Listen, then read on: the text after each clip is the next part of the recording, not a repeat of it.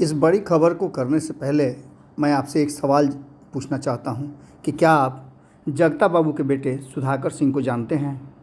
आपका जवाब होगा कि हाँ, हम सुधाकर सिंह को जानते हैं। ये सुधाकर सिंह वही हैं जो लगातार सुर्खियों में रहते हैं अपने बयानों के कारण। एक बार फिर से सुधाकर सिंह चर्चा में हैं और इस बार चर्चा का विषय है कि उन्होंने जो अपनी बात रखी है वो एक अलग अंदाज में रखी है और इस बात को रखने के लिए उन्होंने ट्विटर का सहारा लिया है। आपको बता दें कि इस पूरे मामले को लेकर के उन्होंने जो चीज़ें सामने रखी हैं वो साफ बता रही हैं कि जिस तरह से चीज़ें चल रही हैं और जिस तरह से लगातार नीतीश कुमार को लेकर के बातें हो रही हैं, वो सारी बातें उन्होंने इस अपने सोशल मीडिया अकाउंट से लिखा है। पूरा बिहार जश्न मना रहा है कि इस बार यूपीएससी में बिहार को बेहतर सफलता मिली है और टॉपर बिहार से है। संघ लोक सेवा आयोग की परीक्षा में सफल हुए बिहारी छात्रों के और छात्राओं के सफल होने के लिए बिहार की वर्तमान शिक्षा व्यवस्था का कितना योगदान है, सवाल उन्होंने यहीं से शुरू किया है। हर साल की भांति इस साल भी बिहार के छात्र छात्राओं का संघ लोक सेवा आयोग की परीक्षा में विपरीत परिस्थितियों में अभूतपूर्व प्रदर्शन रहा। इसके आगे आप सुनने के लिए मजबूर हो जाइएगा क्योंकि इसके बाद ही असली कहानी शुरू होती है।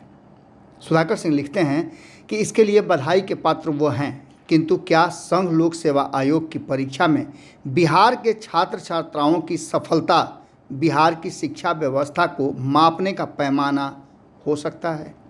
इस सवाल का जवाब उन्होंने मांगा है और किससे मांगा है ये आप अच्छी तरह से जानते हैं।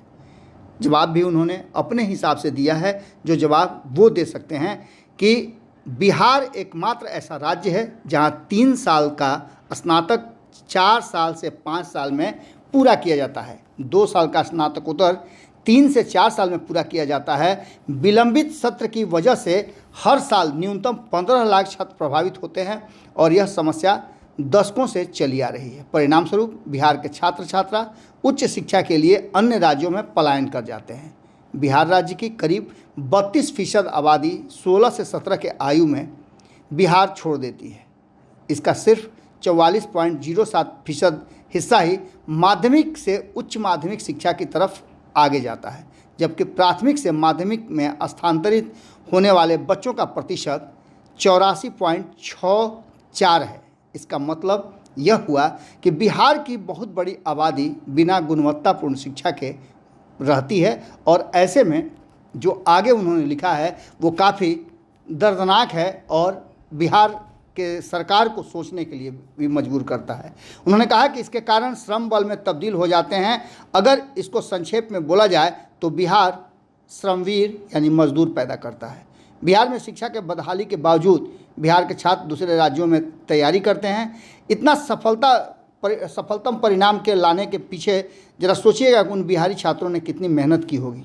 शिक्षा व्यवस्था अगर बिहार में मिले तो इसका फ़ायदा कितना होगा? क्या विकास का पैमाना जो कहा जाता है वो आप तक पहुंच रहा है? इसके अलावा एक दूसरा पहलू भी है। राज्य के महत्वपूर्ण संसाधन छात्रों के रहन सहन और शिक्षण शुल्क मद में प्रतिवर्ष करीब 80,000 करोड़ रुपए का राज्य के बाहर पूंजी पलायन हो जाता है। यानी कि एक तरफ जहां शिक्षा व्यवस्था निकृष्ट है वहीं श्रमवीर पैदा होते हैं, तो दूसरी तरफ बिहार में आने वाले राजस्व की भी क्षति होती है। उन्होंने आगे कहा है कि साथ ही राज्य से एक बार बाहर निकल जाने पर प्रतिभाशाली छात्र जो होते हैं वो वापस नहीं आते हैं, बिहार नहीं के बराबर लौटते हैं, जिसका खामियाजा राज्य में विकास पर विपरीत प्रभाव में के रूप में देखा जा सकता है। क्योंकि राज्य को चलाने के लिए विभिन्न तरीके के कार्यों के लिए स्किल्ड एवं कमिटेड लोगों की ज़रूरत होती है। उस तरह के प्रशिक्षित मानव संसाधन की उपलब्धता नहीं है बिहार में। इसके लिए स्वस्थ शिक्षा और स्वास्थ्य के क्षेत्र में प्रशिक्षित लोगों का होना बहुत ज़रूरी है, जिसका खामियाजा यह है कि जितना प्रशिक्षित लोग की आवश्यकता है उतना लोग उपलब्ध नहीं है।